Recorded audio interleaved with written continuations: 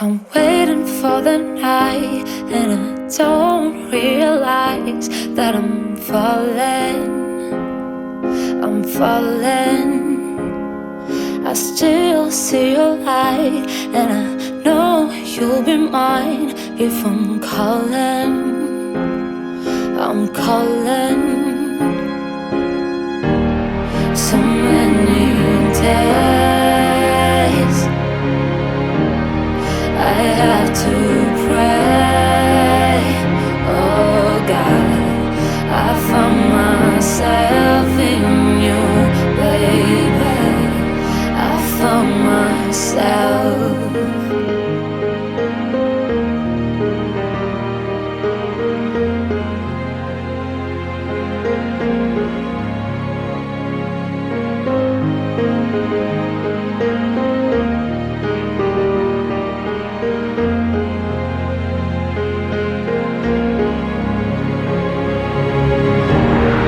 All nights and days I have to pray. Oh God, I found myself in you, baby. I found myself.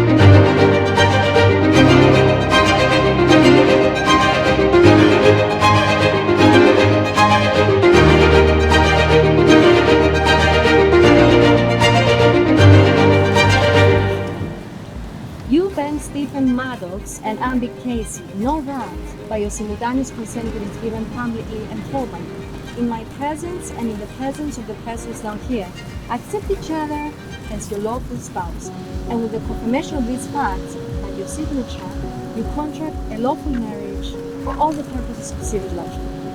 You should further know that your marriage cannot be dissolved during your lifetime, except by a valid judgment of a court. If either of you, before the death of the other, contracts a marriage while this one remains undissolved, you will thereby be guilty of bigamy and be liable to the consequences provided by the law. Would you like to repeat after this? You go first. I call upon all persons here present I call upon all persons here present to witness that I, Ben Stephen Maddox, to witness that I, Ben Stephen Maddox, accept you, Abbie Casey, accept you, Abbie Ben, as my lawful spouse, as my lawful spouse, to love and to share with you, to love and to share with you, as from this day, as from this day, moments of joy and sorrow, moments of joy and sorrow, wealth and poverty, wealth and poverty, happiness and unhappiness, happiness and unhappiness, happiness and happiness, throughout our life throughout our life, until death do separate us. till death will separate us.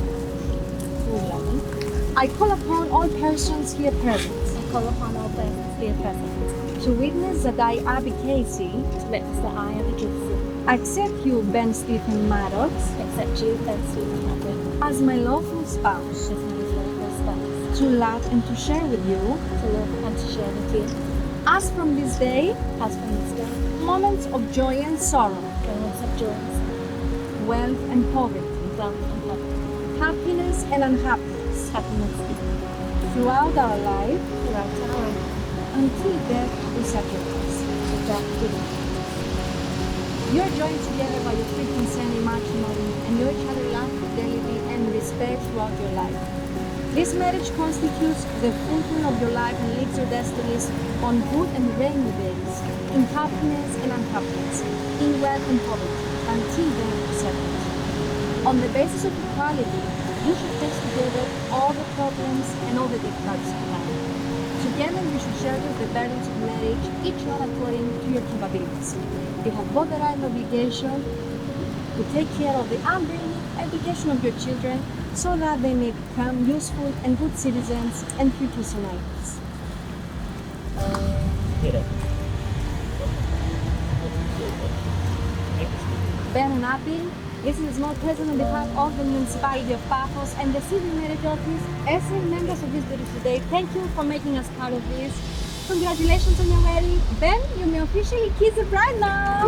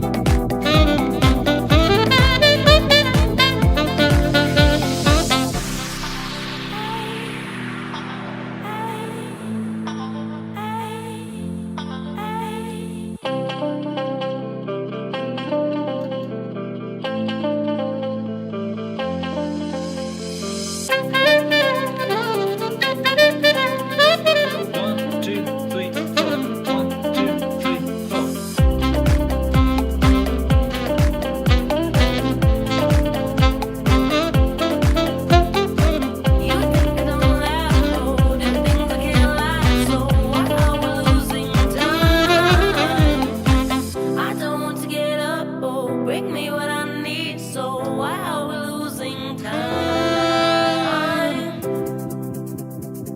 it's like a scene in the life, but you have never known.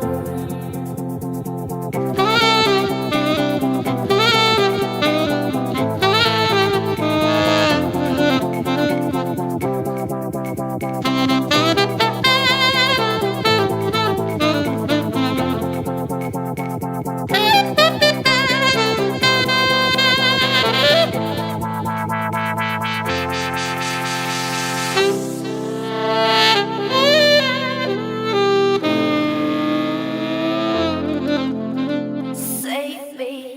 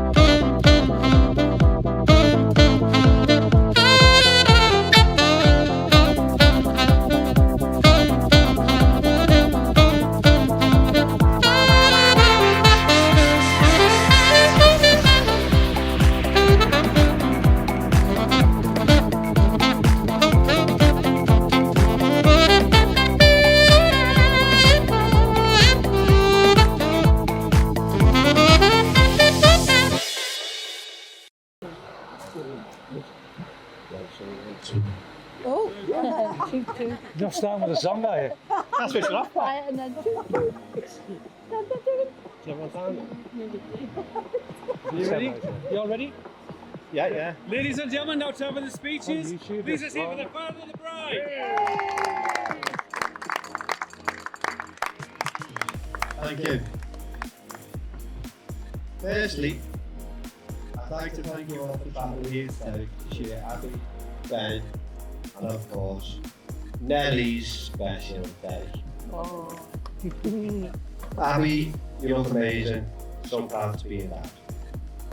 I'm not surprised we're all here today, because even as a child, whether it be dance, study, Abbie has always worked hard to achieve her goals. As one teacher calls it from Trinity School, what can I say? The world is her oyster. I've never forgot that. I've known Ben now for many, many years, and I can openly say I am so proud he is now my son-in-law. So we all please stand and join me in raising a glass to toast to the happy couple. Abbie, Ben and Nellie! Cheers. Cheers everyone, thank you. So I'll do it short and sweet. So, just like Paul, I'd like to thank everyone for coming on behalf of Ben and Abbie for the special day. I did prepare a few lines today, but I already done them in the toilet earlier. Firstly, the women here, you're all looking stunning. You know, a few of you aren't, but I won't name names, you know who you are. I remember when we were younger, me and Owen used to walk home from school together. Me and all the boys, Owen, no way, that's your sister. So, fair play lad, you've done well. As you can tell, I'm a bit nervous, but Ben said if I do well with this speech, he'll let me do his next one, so growing up with three older brothers, I can say it was eventful to say the least. He'd say we was all close, the closest fighting with each other at every given moment, and who's next on the PlayStation. I remember in high school actually when I first started, so Ben had just left. Ben seemed to be a bit of a teacher's pet, and every time I got in trouble, which was regularly, Ben wouldn't do that, Ben wouldn't do that. I said, you know what, I don't want to be like Ben. But now it turns out that I've been made up to be half the man that you are today. All day I've long. always secretly looked up to Ben, which he probably doesn't know. It won't surprise you though to hear it's not for his social skills, because he's got no mates. But we were quite a sporty gang of brothers, mostly with cricket, and to this day I still compare myself to him and the bar he set when we were younger. Every time I got a chance to talk about him, I still do to this day, and you probably get sick of it, to be honest. Not only did I look up to him, and still do, as he's shown just how good of a dad he is to our little Nelly. Most of my childhood, I had to run behind him and hide. So I give our George a swift punch to the chin and say, Ben, you have to fill him in for me. And he always would without question. So if that's not brotherly love, I don't know what is. It's been a privilege to be your best man and tell everyone how I really feel about you. So if we can all just raise a glass. Here's to a fantastic day, night, holiday, and to endless amounts of happy imprisoned, married years.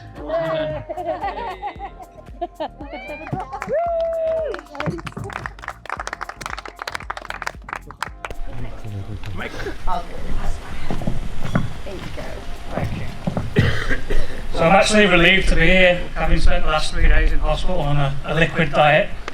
The things you'll do to fit in a pair of trousers. But Ben probably could have spent a week in there judging by those spray-on pants. Before I begin, I'd like to say that being an older brother to Ben was, well, interesting to say the least. I'd love to stand here and tell you it was fun, but for a number of reasons, it really wasn't. First of all, it was terrifying. Let me take you back to when Ben was just a baby. One day out of nowhere, he gave me the fright of my life by spewing blood like something out of a horror movie. I think from that moment, I realised what I was in for. As Ben grew older, it didn't get any easier. I remember one time, I just bought this upbeat Bible tape from Crow-Orchard School. I think Mr. Farnsworth and, Miss Farnsworth and Mr. Davison had recorded it. And we danced and sing around the living room coffee table for hours on end, and it was a blast until Ben decided to trip and smash his head on the coffee table. Blood everywhere and another ambulance. You get the picture. So to keep Ben safe, I decided to find a new way to entertain him. And this time I thought I'd keep him safe in the garden. In my infinite wisdom, I came up with what can only be described as a roller coaster simulator, well ahead of its time. I took Ben's red and yellow Little Tykes car and wedged my skateboard underneath it. I threw Ben in, proceeded to jump up and down on the skateboard, Ben shaking and wobbling all over the place. Completely safe, honest. But soon after, Ben started developing breathing difficulties. And thankfully they put it down to asthma, not the trauma I may or may not have caused. But once again, that was another game ruined. We tried to find safer ways to have fun, like going down to Skem Cricket Club's old ground. One lovely day we were watching the match, having a great time, when suddenly one of the players smashed the ball, heading for a six, but then out of nowhere, who decides to spoil the party? Put themselves in the path of this rock-hard ball, flying at about 100 miles an hour. Then, of course, the ball was heading straight for the back of his head. Someone shouted his name and he turned around, smack. Two instant black eyes, and you guessed it, another ambulance. Just when I thought the mishaps were over, Ben learned to ride a bike without stabilisers, and it was another proud moment, but it didn't last long. Next came Ben's debut in the Skem Champion, with the headline, "Young boy on bike hit by car." Another ambulance ride later, I was really starting to think he was cursed. So much so, that when he started developing what I thought were stigmatas on his leg, and for those who don't know what a stigmata is, it's a wound that mimics the wound suffered by Jesus on the cross. And Ben had these big red crusty wounds on his shins, and for months I was calling him Stigmata Boy, and it just turned out that he developed eczema from wearing shin pads, playing too much football. So we had to come up with another new nickname for him, and it wasn't too long before he gave us the opportunity. That's when he had another accident and chipped his tooth. For for months, me and Jordan were able to, well, we played on this for months. Gave him the nickname Bluetooth. And we were constantly walking around the house asking him what his pin was and how long his range was. He never found it as funny as we did. Now, the second reason why growing up with Ben was no fun was that he was one of those really annoying kids that was absolutely great at every sport. I'd like to think his football success was down to my coaching, playing 1v1 beside our house where it clearly said no ball games, or building drills for him at our Nan's Shaw Hall caravan park. But in reality, it was probably the professional coaching he received at Preston, Liverpool and Blackburn academies. And one of my highlights of Ben's childhood was watching him play at Anfield, representing Crow Orchard School. That was a proud big brother moment. Ben also had a knack for cricket, as Jack mentioned. He became Skemmer's first schoolboy to represent Lancashire in 120 years. Quite an achievement. By that time I'd moved away, so didn't really get to watch him. But he was constantly writing letters to me, keeping me updated. It became a surprise to me when his football mates all told me how much of an angry man Ben was. Nasty man on the football pitch, they say. So I did a bit of digging on Google. Nothing came up about football, but apparently he received a few bans at cricket for dissent and anger towards umpires. That said, as everyone will know, Ben is the complete opposite off the pitch. He was always extremely timid as a child. And while people often said I was quiet, getting a conversation out of Ben was like blood out of stone. He had zero interest in girls, and in all honesty, we weren't quite sure which side he was going to bat for. Still don't. If you'd have told me back then that Ben would grow up to be a teacher, get married, have a beautiful daughter, I probably would have laughed in your face.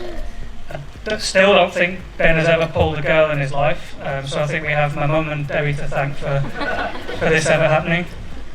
In all seriousness, though, I'm so proud of how hard you've worked and how well life is going for you. Your confidence has grown so much since you were a kid, and I have no doubt that the strong relationship you have with Abbie, has really helped bring you out of your shell. You're just so confident now. I'm proud of the career that you've built, the fantastic teachers that you and Abbie have both become. You've made a lovely home together, brought our amazing Ellie into the world, and you're both amazing parents. So please join me one last time for raising a toast to the newlyweds. Thank you.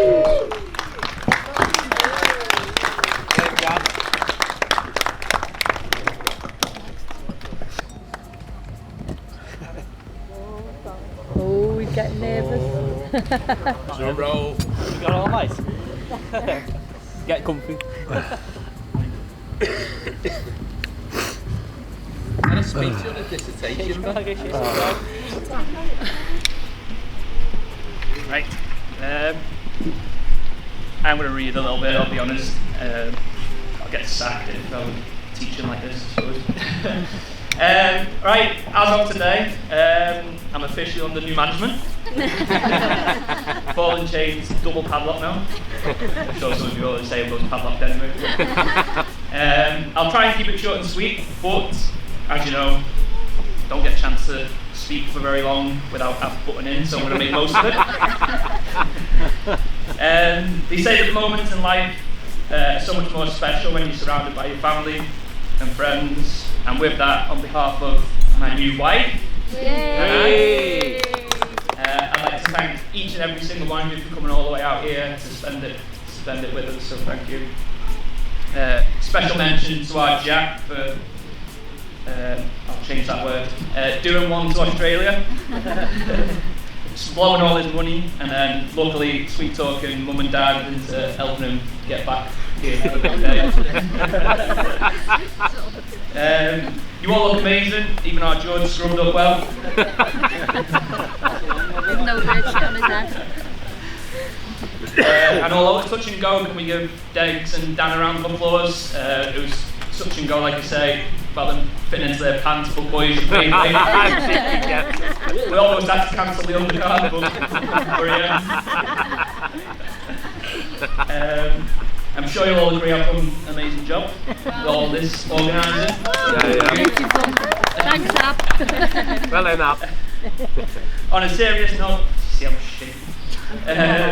None of this would have been possible without Ab's hard work, dedication, a million emails, 300 Zoom calls, 542 and counting tantrums, 1.2 million tears, and at that point a special mention to Deb for dealing with half of them.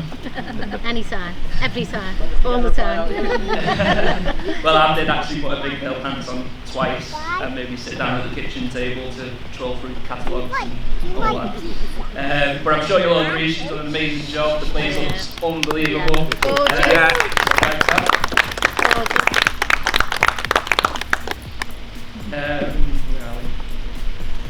I'd like to take this opportunity to thank everyone else that's had a hand in making it so special.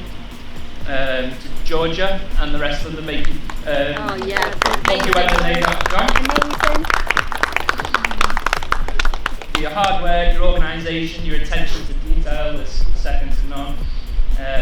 Even for me, let alone Ab, it was scary putting our trust in a stranger, as you were at the beginning, in a different country. But Family now.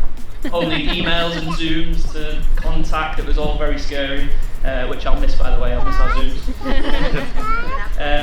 However, you've been wonderful, and I'll be sure to contact you again should I get married again. Jack sort of finished that one. I think he's left, but I'd also like to thank the sax player, who was brilliant earlier on.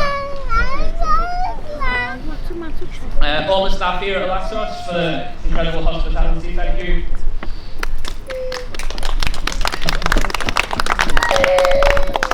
Ian, our DJ, which I'm sure he's going to get the party as soon as I show up. Marios, our photographer.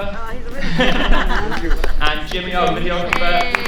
And also Erin, who you've seen here before, our social media content creator. I put in a joke about a number of cameras here, but I'm sure you can all put one in there for me. One of you best get a good shot of me. Now to you lot, Dan, George, Jack, Paige, Ellie. This is where it's had to go now, eh? Made me so proud to have you all stood up there next to me today. As best man and bridesmaids, you look amazing. I'd like to take this opportunity to say that yes, growing up we had our fights, as Jack alluded to, and arguments, but I'm so proud of you all and everything you're achieving and doing. So yeah, thank you for today.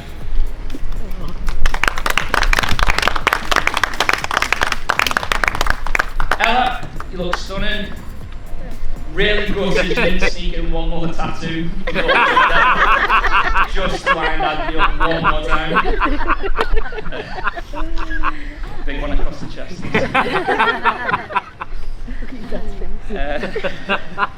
But who'd have thought that 6-7-year-old little girl that I met when me and Ab first met, who wouldn't even leave the house without a teddy boo-boo.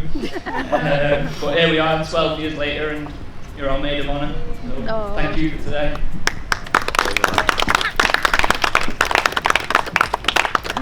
Molly and Rowan, first of all, I'd like to thank you for making this whole process a lot more stressful than it needed to be.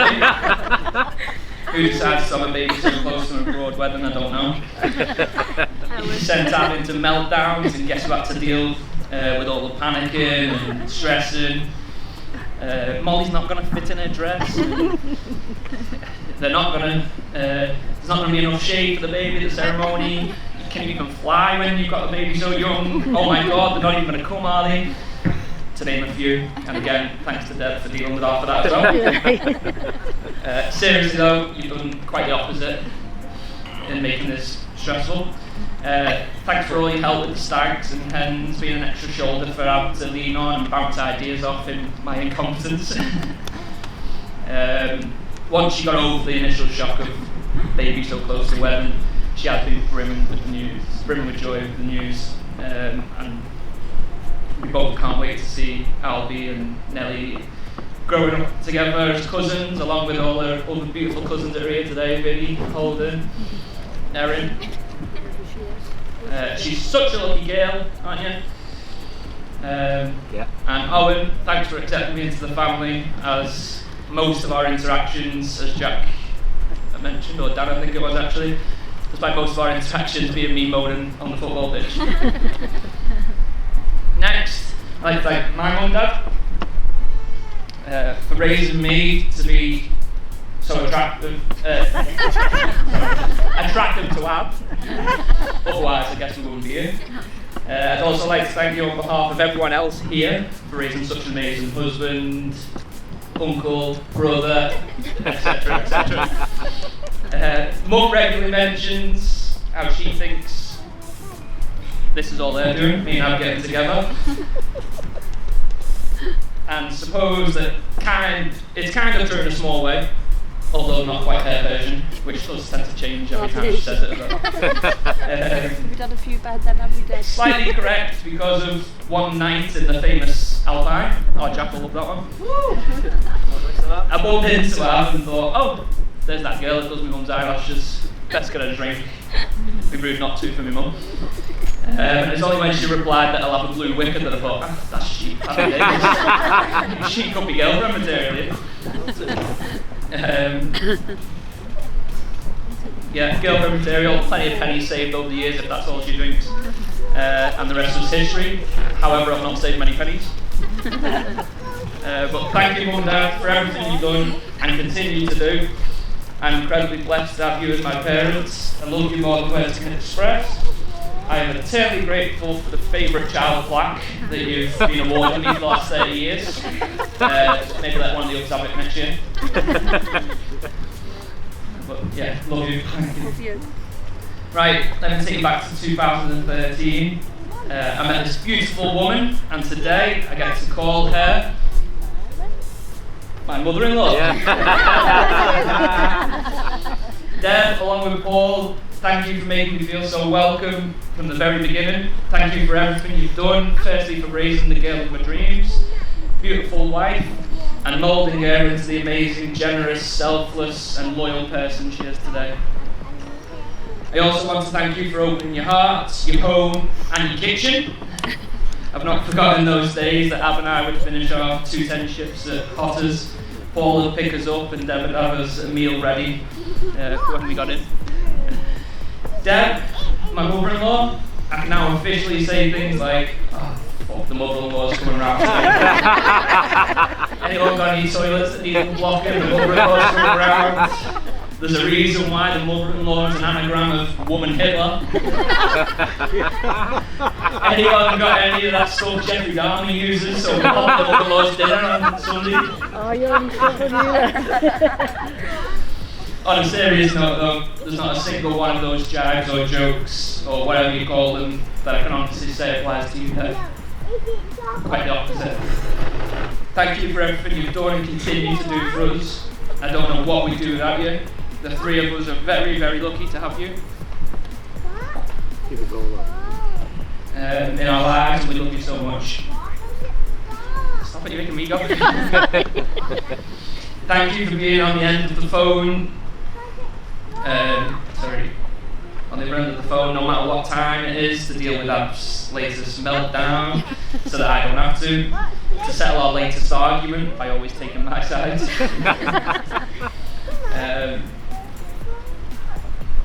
And always taking, and along with Degs, to send Nelly into endless laughter and sort out her tantrums. Although maybe not. Oh, sorry, wrong bit. So yeah, thanks, Manny then. At this point, I'd like to apologise to Molly and Adam.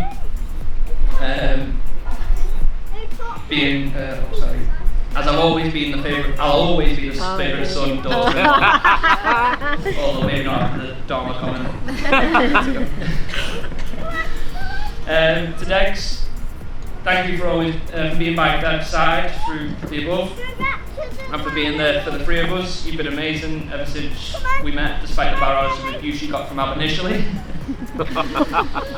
Thank you for making Nelly one of the luckiest girls in the world, as not only does she have two amazing granddads, but she's also got you as well. So thank you. Yeah, to Nelly. Come here, you. Now. Oh, Nelly, Come and see Daddy Daddy. wants you. Come and see Daddy. Quick. You want you? Stand here.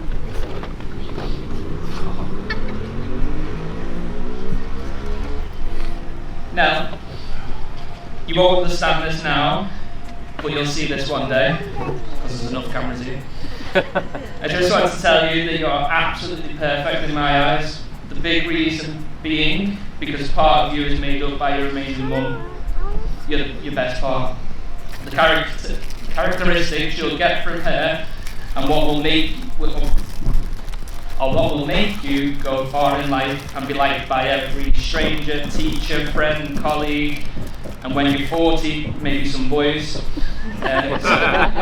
Hold on to those traits you gained from your mum, and you'll always do well in life and tackle every obstacle head on because she's the best person I've ever met. Oh. Next, I want to thank you. You allow me to walk around every day with confidence, knowing I'll always have another true best friend along with you, Mum. You start and end each day by making me smile. You laugh at my silly behaviour, even when your mum's giving me daggers from the other side of the room, and you make me laugh with your very own version of silly behaviour. No matter what type of day I've had, Go on now. I can always count on you to put a smile on my face to forget the stress of the outside world. I promise that whoever you want to be, and whatever you want to do, and wherever you want to go, don't worry, I'll do it from further away as you get older. But I'll always be there for you. Not just because you're my daughter, but because along with your mum, you're the best thing to ever come into my life. One day, you'll get to stand here and put on a pretty dress just like your mum at your own wedding. Until then, I hope I can show you what kind of man you deserve. I promise that I'll always be leaving you, always support you with all your dreams, no matter how big they get. I'll always hold your hand and walk next to you. You're never alone because you'll always have Daddy. I love you.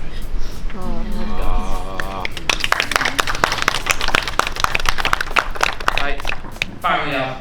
Get him there.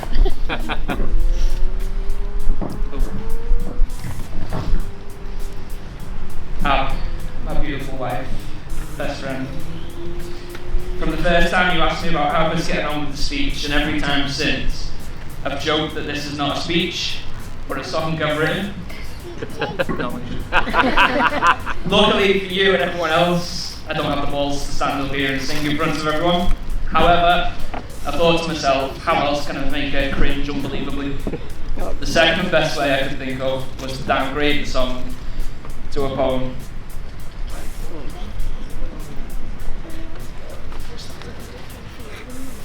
In school, our paths did never blend until that night at Alpine's End.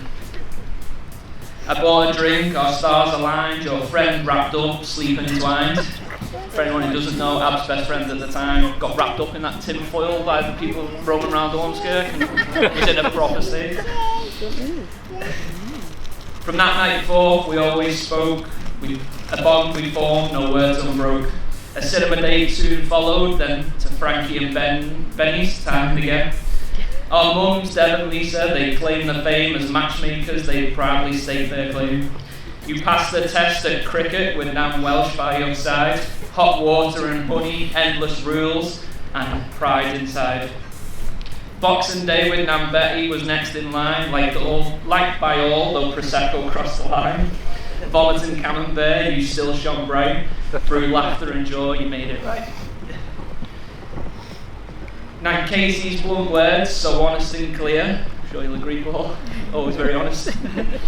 She tested my mettle, yet held me dear. Her wisdom, her guidance, tough love on display. Through her, I learned in a forthright way. Then came Winifred, the life of the show. With vodka in her hand, her spirits aglow. Getting on her good side, it seemed so breezy, but winning her favour was no small thing, believe me. Each test we passed, our love grew stronger. Together we stand now and forever longer. So here's our tale, in couples told, a love that's blossomed brave and bold. Done. Well done, Ben. tell you what, mate. Absolutely brilliant. Well done. And also, so I thought, yeah, I was joking about the song and never would have done it, but yeah. It also happened that coincided me writing my speech with the time of year that Abbie and I write 20 plus school reports. So that got me thinking as well. Student, Abbie Maddox. Class, life skills and domestic management. Teacher, me. Overview. Abbie has always shown remarkable dedication and enthusiasm in various aspects of her daily life. She excels in many areas, however, there are many areas where she could improve to ensure a more balanced and efficient home environment. Strengths. Social media savvy. Abbie has demonstrated exceptional skills in navigating social media platforms. Her ability to track information on virtually anyone in seconds is unparalleled. This talent could be beneficial in numerous situations, from finding out who Jordan Jack's latest bit on the side is, to who the new neighbours are and their whole life story, and even current details on an ex-girlfriend of mine, which she keeps digging up for some reason. There's nothing she can't find. And that's it for strengths. Areas for improvement. Excessive worry. While it's natural to have concerns, Abbie tends to worry excessively, even over the most trivial matters, such as what if the hotel catches fire, or I can't sleep because I don't know if I've knocked a cyclist off his bike when I passed him 5 days ago. This can sometimes lead to unnecessary stress and distraction, developing strategies to manage anxiety and focusing on what truly matters could enhance their well-being. Culinary skills. None. Although Abbie can prepare a decent meal, her repertoire is currently limited to fish fingers. Expanding her cooking skills to include a variety of dishes would normally diversify our meals, but also make dinner time more exciting. Jay, you're welcome anytime. Fish fingers. Dishwasher loading. A few of you have made no secret about this. Can't stand the way Abbie loads a dishwasher. Abbie needs to learn the proper way to load a dishwasher to ensure that all items come out clean. This will save time and effort in rewashing dishes and improve the overall efficiency of our kitchen. And finally, last area of improvement, drawer management. One habit that needs addressing is a tendency to leave drawers open after retrieving items. One thing she actually blames you for that for. Closing drawers after use will prevent accidents and maintain a tidy appearance in our living space. Future recommendations. Cooking classes. Consider enrolling in a cooking class or following online tutorials to learn new recipes and cooking techniques. Dishwasher training, and I'll speed up a little bit, and organisational habits. In conclusion, Abbie has many admirable qualities and talents that contribute positively to our home life. With a few adjustments and a focus on developing new skills, she has the potential to become even more proficient in her domestic duties. I'm confident that with her determination and support, she will continue to thrive in itself. Grade B+. Keep up the great work, Abbie. A little fine-tuning in some areas will lead to even greater success. Well done, Abbie.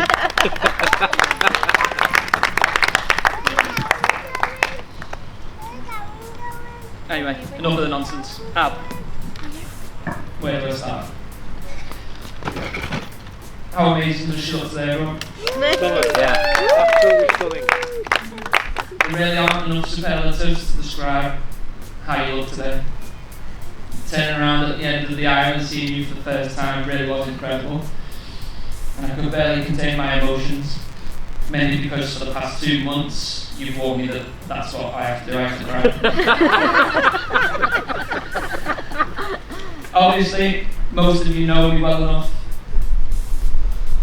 to know I don't show much emotion. I've always been somewhat closed off, one of the things Abbie really hates about me. But in truth, I've always known that I'll marry you. There will without doubt be more arguments, awkward silences and storming off to your mums. But I will always love you, and I will always be here in my own way.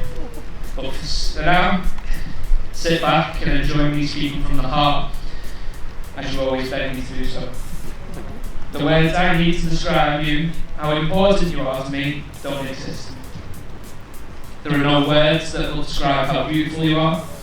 There are no words to describe how kind you are, how clever you are, or how unfunny you are. You are everything to me, and I love you with every bone in your body. You are my inspiration. You make me want to be a better man, a loving husband, a devoted dad. I really can't wait to hold hands with you, to laugh with you, to talk about our days, to talk about work together, which we do a lot, to smile, laugh, cry, and share all the things as a married couple.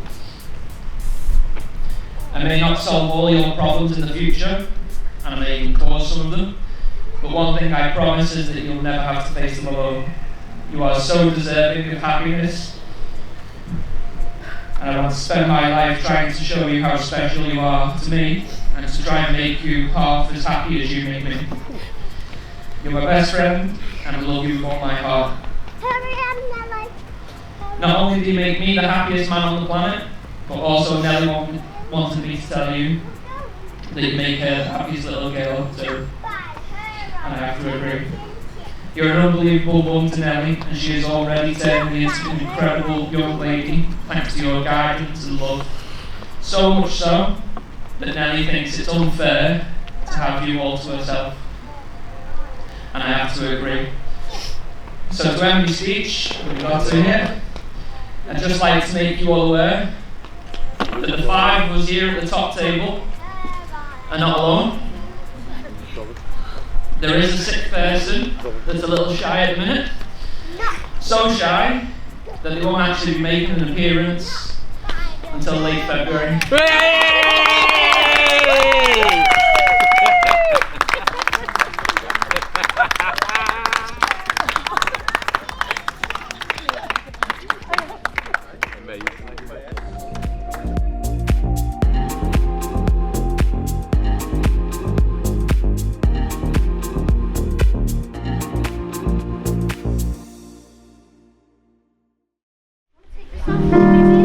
You'll always be my number one. A whole lot more than good enough. I'm giving everything I've got to gain every second lost. 6 years just ain't enough. With you I'm happy being me. Don't pretend cause I don't need to. And I'm 1,000 miles from home, still never on my own. When you whispered down the phone. Well, I guess we never saw this coming. Halfway around the world calling. I just want you to know that I have all I need. You were standing right in front of me.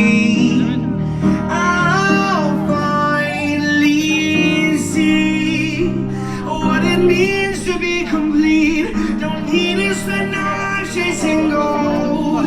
Anywhere with you I call my home. Oh, I have all I need. If you'd be the better half of me. I'm still up at 4 a.m. Is this Amsterdam or Berlin? I'm still waiting for the day I finally get to say these words face to face. Well, I guess we never saw this coming. Halfway around the world calling. I just want you to know that I have all I need. If you were standing right in front of me,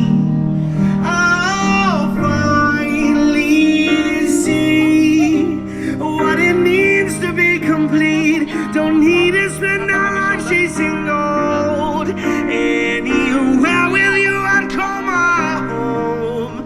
Oh, I'd have all I need. If you'd be the better half of me. So will you be the better half of me? Or will you be the better half of me? Will you be the better half of me? I have all I need. If you were standing right in front of me, I'll finally see what it means to be complete. Don't need to spend our lives chasing gold. Anywhere with you I'd call my home. Oh, I'd have all I need if you'd be the better half of me. So will you be the better half of me? Will you be the better half of me? Will you be the better half of me? Ladies and gentlemen, the new Mr. and Mrs. Maddox. Let's have a party.